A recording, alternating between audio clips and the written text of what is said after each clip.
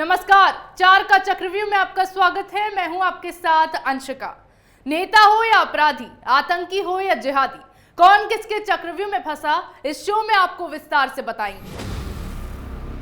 चक्रव्यूह में आज सबसे पहली बात खालिस्तानियों के चक्रकाल में फंसी आम आदमी पार्टी की, जिसकी सरकार पंजाब में बनी तो खालिस्तान समर्थकों ने खुलेआम राज्य में तलवारें चलाना शुरू कर दिया।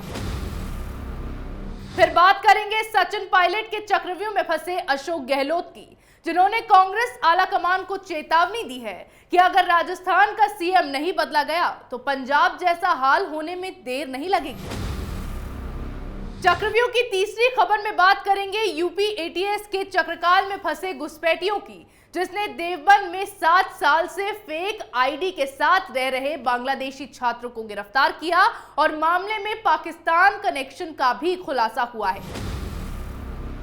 चौथी और आखिरी खबर में बात करेंगे भ्रष्टाचार के चक्रकाल में फंसे इमरान खान की, जिनकी ड्रीम यूनिवर्सिटी में चल रही धांधली का खुलासा हुआ है।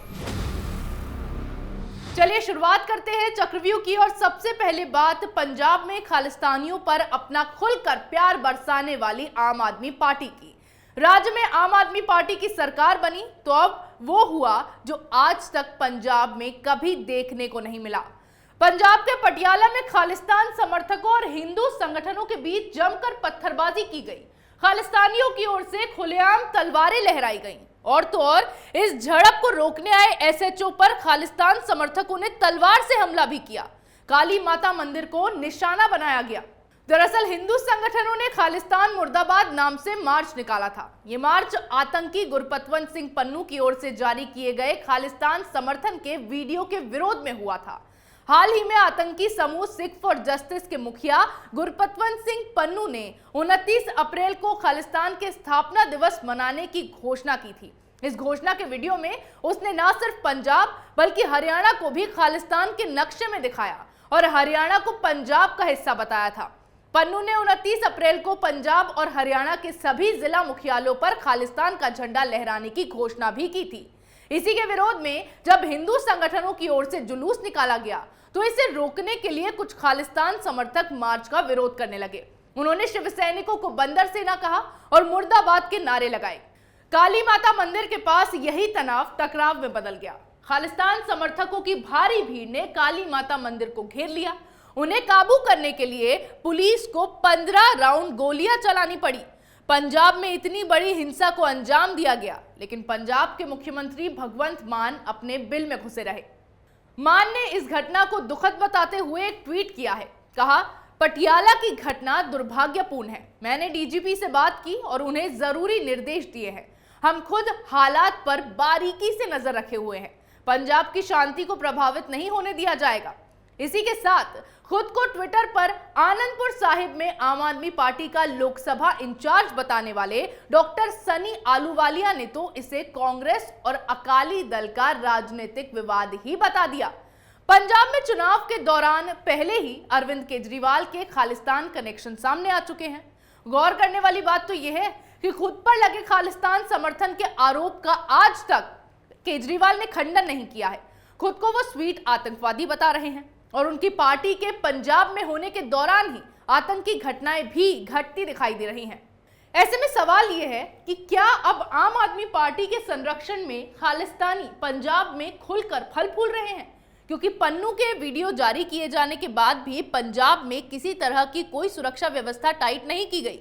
आज तक पंजाब में जो नहीं हुआ वो अब आम आदमी पार्टी की सरकार में हो गया।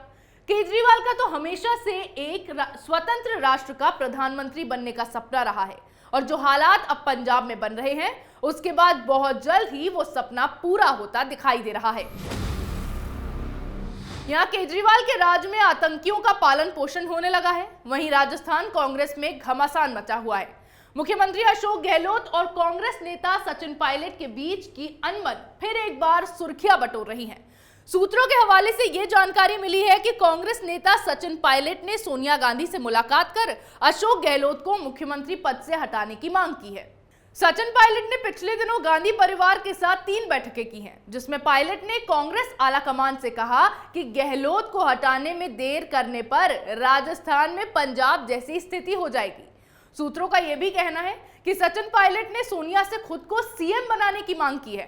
सचिन पायलट ने सोनिया गांधी से साफ शब्दों में कह दिया है कि अगर राजस्थान में कांग्रेस सरकार रिपीट करनी है तो अशोक गहलोत को मुख्यमंत्री पद से हटा दो। इसी बीच गहलोत ने यह बात भी कही है कि उनका इस्तीफा सोनिया गांधी के पास 1998 से रखा हुआ है। जब मुख्यमंत्री का चेहरा बदलना होगा तो किसी को कानों कान खबर नहीं होगी। इन सभी बातों के मद्देनजर ये कयास लगाए जाने लगे हैं कि राजस्थान में कोई बड़ा उलटफेर देखने को मिल सकता है। हाल ही में कांग्रेस से बेदखल किए गए प्रशांत किशोर ने भी ये सुझाव पेश किया था कि पार्टी में युवा चेहरों को आगे लाना चाहिए। ऐसे में सचिन पायलट को मौका मिल सकता था और सीधे तौर पर यह फैसला अशोक गहलोत के लिए नुकसानदेह साबित होता। यही कारण था कि अशोक गहलोत ने पिछले दिनों पीके के कांग्रेस में शामिल होने का विरोध भी किया था, क्योंकि 2 साल पहले पायलट ने जब सीएम के पद के लिए अपनी दावेदारी की थी तो उन्हें 18 विधायकों का साथ मिला था और मुख्यमंत्री अशोक गहलोत का हाल ये था कि उन्हें अपनी सरकार बचाने के लिए अपने विधायकों को लेकर रिसोर्ट में रहना पड़ा था। अब राजस्थान में दिसंबर 2023 में चुनाव होने हैं। ऐसे में सचिन पायलट ने अपनी बात सोनिया गांधी के सामने रख दी है और अब कांग्रेस में जो सियासी उथल-पुथल मचा है उसके बाद राजस्थान कांग्रेस में जल्द ही बड़ा उलटफेर देखने को मिल सकता है। कांग्रेस में मचे सियासी उथल-पुथल के बीच यूपी में घुसपैठियों पर शिकंजा कसना शुरू कर दिया गया है। दिल्ली के जहांगीरपुरी हिंसा में बांग्लादेशियों का हाथ होने का खुलासा होने के बाद से घुसपैठियों को लेकर एजेंसियां अलर्ट मोड पर हैं।